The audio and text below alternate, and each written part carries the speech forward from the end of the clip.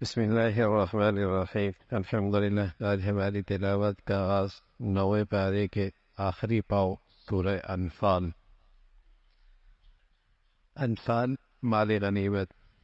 یہ سورت اس وقت نازل ہوئی کہ غزوہ بدر ہو چکا تھا اور اسلام کا پہلا غزوہ تھا، اور جس غزوے میں ایک 3/3 بڑے لشکر پر اللہ نے مسلمانوں کو غلبہ عطا فرمایا۔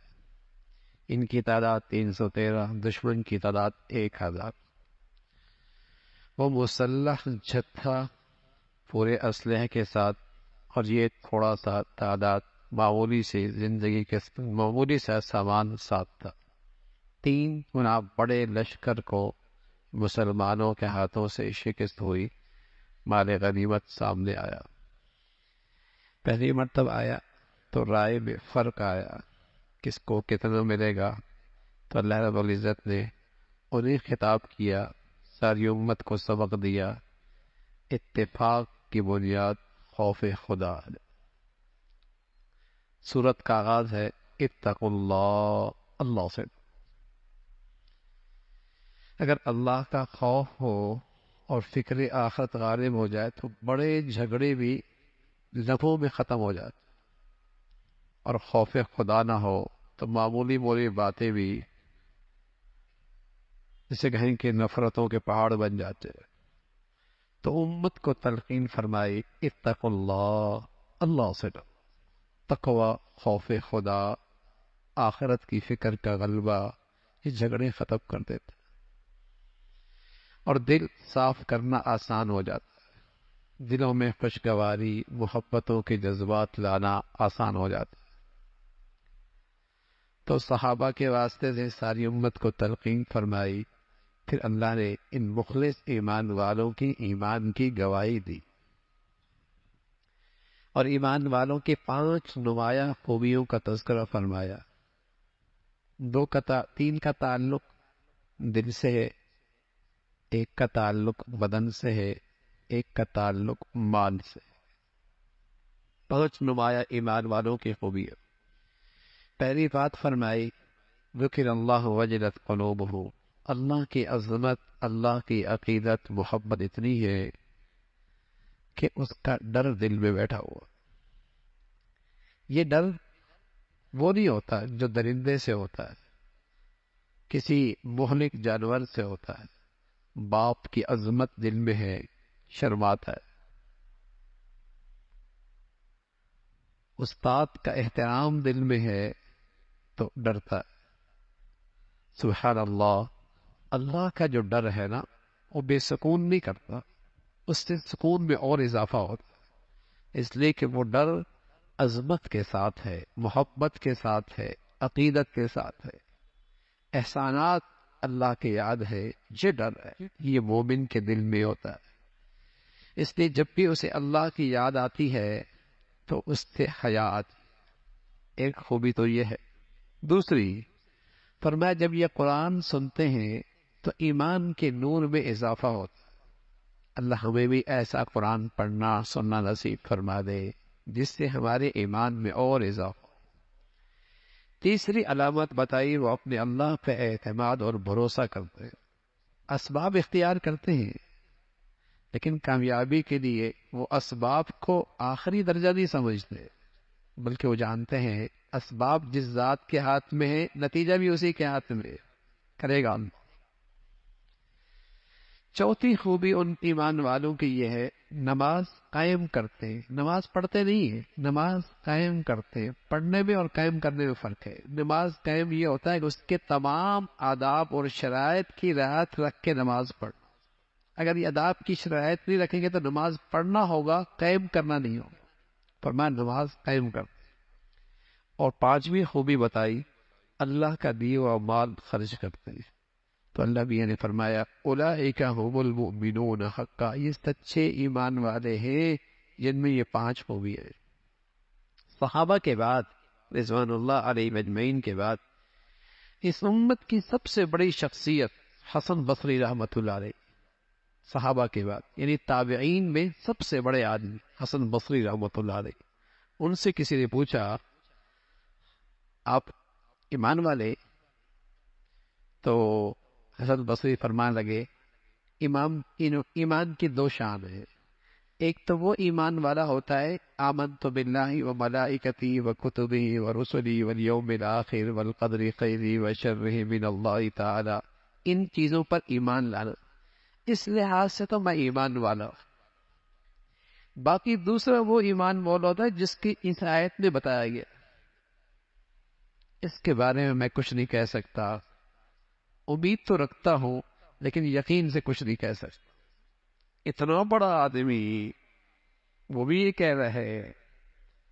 ایک تو وہ ایمان ہے کہ ان چیزوں پر ایمان وہ تو ہے، لیکن عمل کا یہ درجہ ایمان کا، فرما اس کے بارے میں مجھے کچھ نہیں پتا، وہ تو اللہ کے علم میں ہے کہ میں ان میں ہوں یا نہیں۔ ایسے ایمان والوں کے لیے اللہ نے 3 انعام بتائے۔ پہلا انعام درجہ بلند، دوسرا انعام بخشش، تیسرا انعام عمدہ رزق۔ عمدہ رزق کیونکہ ایمان والوں کی صفات بھی 3 قسم کی تھی، ایک کا تعلق دل سے تھا تو اس کا انعام کیا ملا؟ درجہ بلند۔ ایک کا تعلق بدن سے تھا، نماز، اس کا انعام بخشش، گناہوں کی بخشش۔ تیسرا ان کی خوبی تھی اللہ کے راستے میں خرچ کرنے والے، تو انعام بھی اسی انداز کا ہے، اللہ پھر اس خرچ کرنے کا بہت عمدہ رزق عطا فرمائے، اس کا رزق بھی بڑا شاندار ہو۔ پھر غزوہ بدر کا تذکرہ ہے۔ مسلمان ایک چھوٹے سے قافلے کے لیے گئے تھے ابو سفیان کے، وہ ان کی تجارتی قافلہ تھا اور جس پر ان کی پوری مکہ کی تجارت تھی۔ ان کو کمزور کرنے کے لیے مسلمانوں کا ایک چھوٹا سا، جسے کہیں گے جماعت، گئی حضور علیہ الصلوۃ والسلام کی قیادت میں۔ لیکن جب ابو جہل کو پتہ لگا کہ مسلمان راستے میں ہیں تو اس نے پورا 1000 کا لشکر تیار کر کے حملہ کرنے کے لیے بدر کی طرف آیا۔ تو اس موقع پہ مسلمانوں میں آپس میں رائے ہوئی کہ ان سے لڑنا چاہیے یا واپس جانا چاہیے۔ تو کچھ کا خیال آیا کہ تعداد ہی کیا ہے کہ ہم ان سے لڑیں گے، لیکن حضرت عمر کھڑے ہوئے، حضرت ابو بکر کھڑے ہوئے، حضرت مقداد کھڑے ہوئے، حضرت سعد کھڑے ہوئے رضی اللہ تعالیٰ عنہ، کہ یا رسول اللہ ہم آپ پر ایمان لائے اور آپ کا جو فیصلہ ہوگا، جو اللہ نے آپ کو بتایا ہوگا، اور اللہ ایسا لگتا ہے کہ اللہ ہم سے آج وہ کروائے گا کہ آپ کی آنکھیں ٹھنڈی ہو جائیں گی، ہم تیار ہیں 3 گنے بڑا لشکر کا مقابلہ کرنے کے لیے، اور نہتے سامنے سے مسلح فوج کا تیار ہے۔ ادھر حضور علیہ الصلوۃ والسلام نے جب بدر کے میدان پر پہنچے تو آپ کے لیے ایک چھوٹا سا بیٹھنے کی جگہ بنا دی گئی، وہاں کچھ صحابی آپ کے ساتھ ابو بکر رضی اللہ تعالیٰ عنہ ساتھ تھے۔ آپ نے رات بھر عبادت میں گزاری اور اللہ کے سامنے ہاتھ پھیلا دیے۔ ادھر حضرات صحابہ رضوان اللہ علیہ اجمعین سفر پہ، رات کی عبادت، لیکن اللہ نے ایک ایسی نیند بھیجی جس پر سب پر نیند طاری ہو گئی، اور جیسی وہ تھوڑی دیر کی نیند طاری ہوئی تو پھر تازہ ہو گئی اور دل میں ایک سکون آ گیا۔ اس نیند کا تذکرہ ہے۔ میدان جنگ میں دشمن سامنے نیند آ رہی ہے، یہاں تو ٹھنڈے ٹھنڈے بستروں کے اندر بھی اور شاندار بستروں میں بھی نیند نہیں آتی، ایسا سکون آیا، اس کا تذکرہ فرمایا، اور پھر اللہ رب العزت کا وعدہ پورا ہوا اور 3 گنے بڑے لشکر کو ان مسلمانوں نے شکست دی۔ اللہ نے فرمایا تم نے نہیں مارا، یہ ہم نے مارا۔ اللہ کے فرشتے تھے جو مسلمانوں کے جذبہ بڑھا رہے تھے اور ان کے پشتوں پہ مار رہے تھے، اس لیے کہ انہوں نے اللہ اور اللہ کے رسول سے دشمنی مول لی۔ ایمان والوں سے کہا کہ یہ تمہاری کامیابی کے پیچھے ہے کیا؟ اللہ اور اللہ کے رسول کی اطاعت۔ اس لیے ہمیشہ اللہ اور اللہ کے رسول کی اطاعت کرنا، ان لوگوں کی طرح نہ ہونا جو چپایوں کی طرح ہیں، جو اپنی جسم کی نعمتوں سے فائدہ نہیں اٹھاتے، دیکھنے سے، کانوں سے، گویائی سے، جو ان سے حق نہیں سمجھتے اور حق کے تقاضے نہیں پورے کرتے، وہ تو چپایوں کی طرح ہے، روئے زمین کی بدترین مخلوق ہے۔ انسان کے اعلیٰ اور ادنا کا معیار کیا ہے؟ انسان کی شرافت اور ذلت کا معیار کیا ہے؟ انسان کے اعلیٰ اور ادنا کا معیار کیا ہے؟ بزنس بڑھاؤ، کاروبار بڑھاؤ، پیسہ بہت ہو، عہدہ بہت بڑا ہو، نہ یہ اعلیٰ اور ادنا کا معیار نہیں ہے۔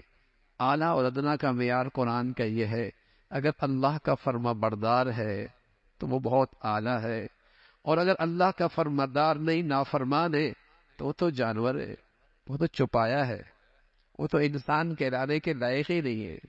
ان شر الدواب، زمین کے بدترین چپائے ہیں وہ، جو اپنی جسم کی نعمتوں سے فائدہ اٹھا کر اللہ کے نہیں بنتے، تو بدترین چپائے ہیں۔ اس کا تذکرہ فرمایا، پھر ایمان والوں کو تلقین فرمائی، اس فتنے سے ڈرو جو فتنہ صرف گنہگاروں پہ نہیں آئے گا، جو فتنہ صرف گنہگاروں پہ نہیں آئے گا، ان لوگوں پر بھی آئے گا جنہوں نے گناہ دیکھا اور گناہ کو نہ روکا، گناہ دیکھا اور گناہ کو نہیں روکا، ان پر بھی وہ اللہ کا عذاب آئے گا۔ اس فتنے سے بچو، اس کا تذکرہ فرمایا۔ اللہ اور اللہ کے رسول سے خیانت نہ کرو، اگر تم تقوی اختیار کرو گے اللہ رب العزت تمہاری خطائیں معاف فرما دیں گے اور تمہیں ایک نور عطا فرمائیں گے جس سے تمہیں صحیح اور غلط، بدعت اور سنت، حق اور باطل کی تمیز ہونے لگے گی۔ اللہ تمہیں ایک ایسا نور نصیب فرما دیں گے۔ رسول اللہ صلی اللہ علیہ وسلم نے اس نور کے بارے میں فرمایا، اتقوا فراست المؤمن فإنه ينظر بنور اللہ، مومن کی فراست سے بچو، وہ اللہ کے نور سے دیکھتا ہے۔ یہ فراست دل کی آنکھوں کا نام ہے، یہ فراست دل کی روشنی کا نام ہے۔ جب آدمی حلال کھاتا ہے اور پاکیزہ کھاتا ہے اور اپنی آنکھوں کی حفاظت کرتا ہے اور اپنے اعضاء اور جوارح کو گناہوں سے بچاتا ہے، اللہ اس کی بصیرت اور اس کی فراست کو بڑھا دیتے، اس کی سمجھ بوجھ میں اضافہ کر دیتے ہیں۔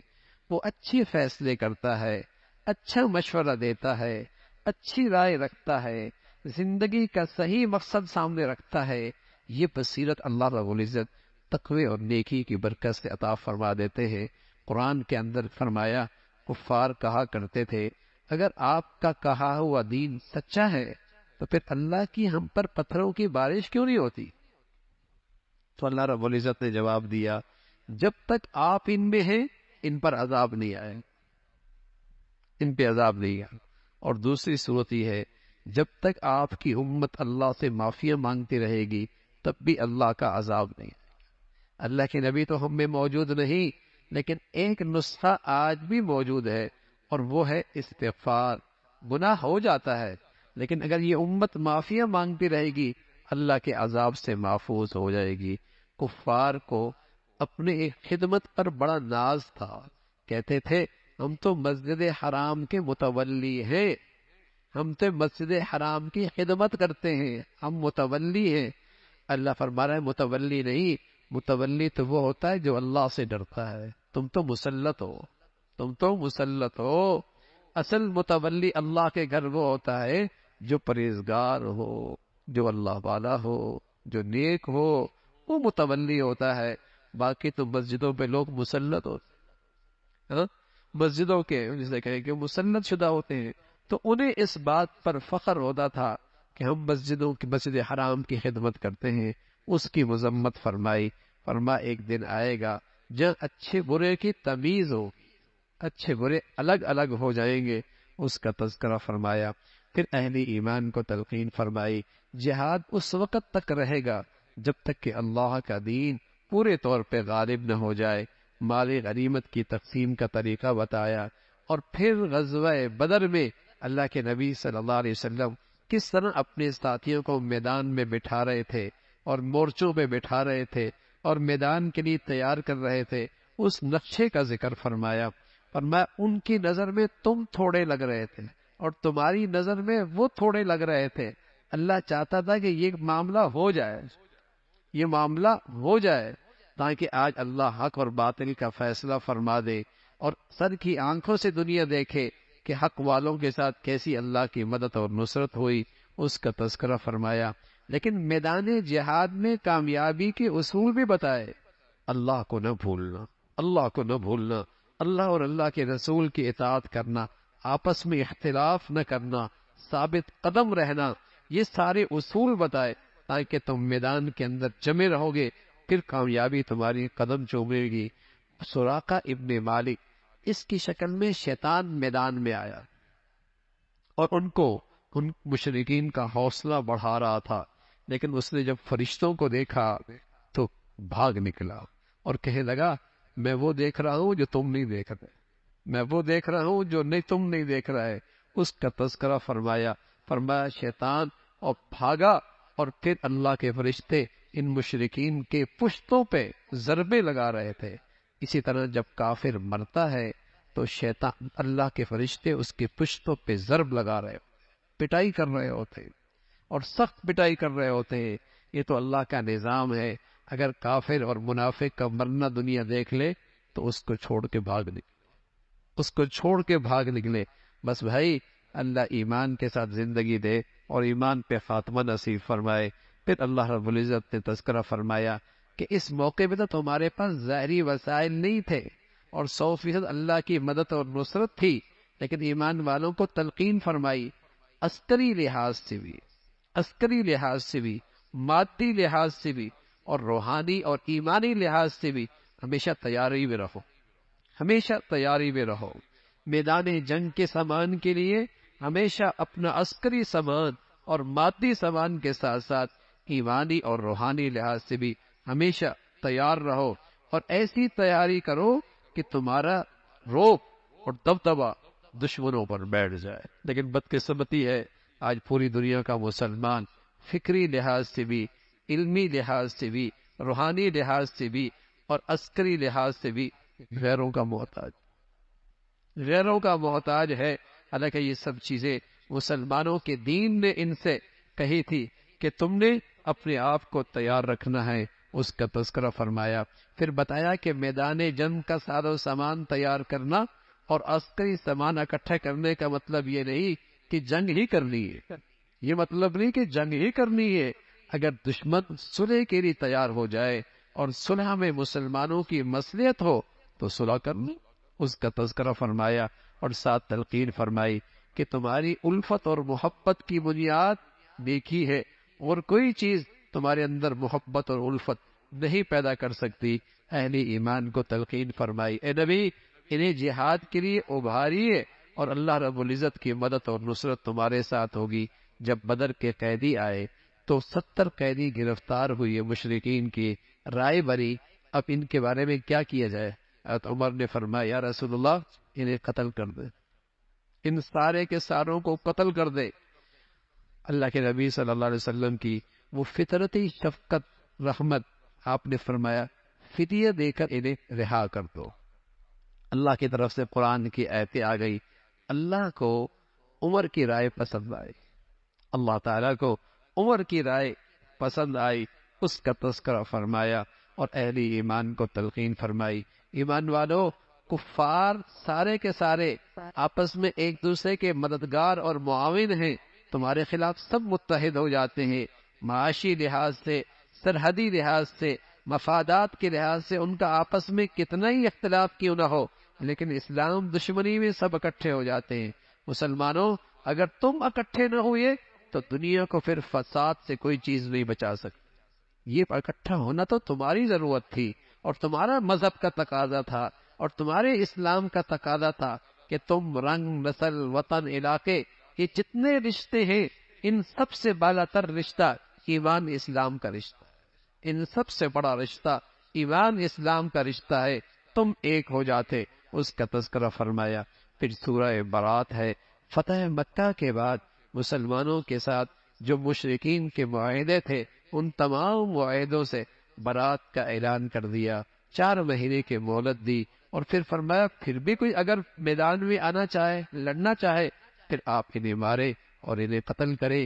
ان کے قتل کرنے سے مسلمانوں کے دل بھی ٹھنڈے ہوں گے، مسلمانوں کے دل بھی ٹھنڈے ہوں گے، اس لیے کہ انہوں نے ظلم کی انتہا کی ہے۔ مشرک اللہ کے گھروں کو نہیں آباد کیا کرتا، مشرک اللہ کے گھروں کو نہیں بنایا کرتا، اللہ کے گھروں کو بنانا اور انہیں آباد کرنا یہ ایمان والوں کا کام ہے، یہ ایمان والوں کا کام ہے۔ ایمان والے جو ہیں وہ اللہ کے گھر بناتے ہیں اور وہ اللہ کے گھروں کو آباد کرتے ہیں، جو نماز کا اہتمام کرتے ہیں اور جو زکوٰۃ دیتے ہیں اور سوائے اللہ کے اور کسی سے نہیں ڈرتے ہیں۔ تو اللہ کے گھروں کو بنانا اور آباد کرنا یہ ایمان کی نشانی، یہ ایمان کی نشانی ہے۔ کفار فخر کیا کرتے تھے کہ ہم حاجیوں کی بڑی خدمت کرتے ہیں اور ہم ان کے لیے سبیلیں لگاتے، دودھ کی، ستو کی، پانی کی۔ فرمایا ٹھیک ہے، لیکن یہ سب چیزیں ایمان کے برابر نہیں ہو سکتی، اللہ کے راستے میں جان کی بازی لگانے کے برابر نہیں ہو سکتی۔ اصل قیمت ایمان ہے اور اللہ کے لیے سب کچھ قربان کر دینا ہے، تم اس کے برابر نہیں ہو سکتے۔ پھر ایمان والوں کو تلقین فرمائی کہ دیکھو تمہارے سارے نسبی رشتے اور وطنی رشتے سب ٹھیک ہیں، لیکن ان سب سے بڑا رشتہ ایمان اسلام کا رشتہ ہے، اور صحت مند ایمان کی نشانی یہ ہے کہ دنیا کی ہر چیز سے زیادہ تمہارے دل میں اللہ اور اللہ کے رسول کی محبت ہو۔ صحت مند ایمان کی نشانی یہ ہے دنیا کی ہر چیز سے زیادہ تمہارے دلوں میں اللہ اور اللہ کے رسول کی مدد ہو۔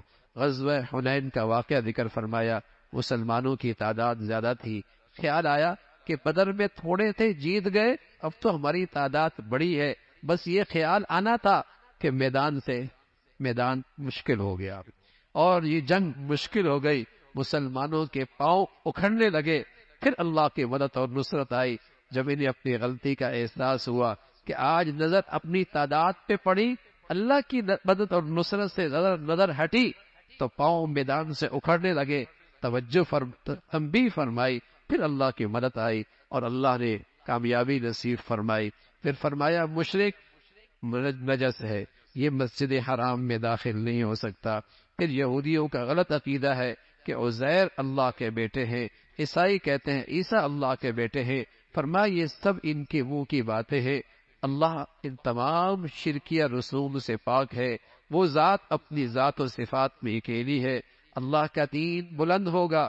اگرچہ مشرک کو یہ بات بری لگے، بہت سارے ایسے جھوٹے پیشوا ہیں جو جس سے وہ دنیا سے لوگوں سے پیسے لیتے ہیں اور رائے حق سے لوگوں کو روکتے ہیں۔ پھر زکوٰۃ نہ دینے والوں کی مذمت فرمائی، جو زکوٰۃ نہیں دیتے اور مال و دولت اکٹھے کرتے ہیں، کل یہی دولت آگ کے انگارے بنیں گے اور اس سے ان کو جسم کو جسے کہیں کہ داغا جائے گا، اس کی مذمت فرمائی۔ ایمان والوں کو تلقین فرمائی۔ غزوہ تبوک ایک بڑا مشکل غزوہ تھا، رومیوں کے ساتھ جنگ تھی، بہت بڑی طاقت تھی، مسلمان نہتے تھے، اور اس موقع پہ یہ جہاد کا موقع اور جنگ کا موقع آیا جب مسلمانوں کی فصلیں کھجور تیار تھی، جس پر پورے سال کا گزارا ہوا کرتا تھا، لیکن اللہ کے راستے میں نکلنے کی تلقین فرمائی، پیغام آ گیا اور مسلمانوں کو فرمایا اللہ تمہاری مدد اور نصرت فرمائیں گے۔ جیسے ہجرت کے موقع پہ حضور علیہ السلام کے ساتھ حضرت صدیق اکبر تھے رضی اللہ تعالیٰ عنہ، کس طرح دشمنوں کے درمیان اللہ نے ان کی حفاظت فرمائی، اس کا تذکرہ فرمایا۔ پھر اس غزوے میں منافقین نے جس انداز سے مسلمانوں کو پریشان کیا اور ستایا، ان کی مذمت فرمائی۔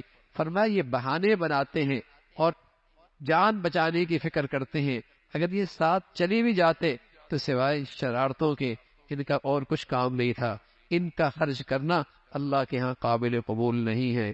پھر صدقہ خیرات کے مستحقین کی ایک فہرست ذکر فرمائی اور اس کا تذکرہ فرمایا، یہ ہے اللہ کے راستے میں خرچ کرنے والوں کے مصارف، اور منافقین کا طرز عمل فرمایا کہ وہ برائی کی طرف بلاتے ہیں، اچھائی سے روکتے ہیں، اور ایمان والے مرد اور ایمان والی عورتیں ان کا وظیفہ یہ ہے کہ وہ برائیوں سے روکتے ہیں، اچھائیوں کی طرف بلاتے ہیں۔ آخرت میں ان کے لیے بلند مقام ہے، اور آخرت میں جسے کامیابی مل گئی حقیقت میں وہی سچی کامیابی ہے۔ لیکن جو شخص کفر کی حالت میں مرا، اللہ کے نبی سے فرمایا آپ ان کے لیے استغفار کریں، 70 بار بھی استغفار کریں گے اللہ ان کی بخشش نہیں فرمائے۔ منافق اور کفر کے ساتھ مرنا یہ وہ بد نصیبی ہے کہ فرمایا اے نبی آپ 70 بار بھی ان کے لیے بخشش کی دعا کریں گے، ان کے لیے دعا قبول نہیں ہوگی، اور کبھی بھی ان کی نماز جنازہ نہ پڑھائیں، کبھی بھی کسی منافق کی نماز جنازہ نہ پڑھائے، اس کی طرف تلقین فرمائی اور مسلمانوں کو پیغام دیا۔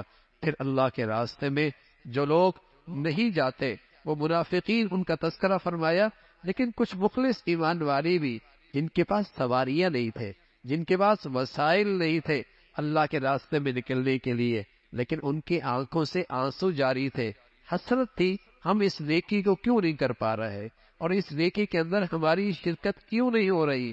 اللہ رب العزت فرما رہے ان کا نہ جانا بھی عذر ہے، ان کا نہ جانا ایک عذر ہے، اور ان کی اس پر کوئی پکڑ نہیں۔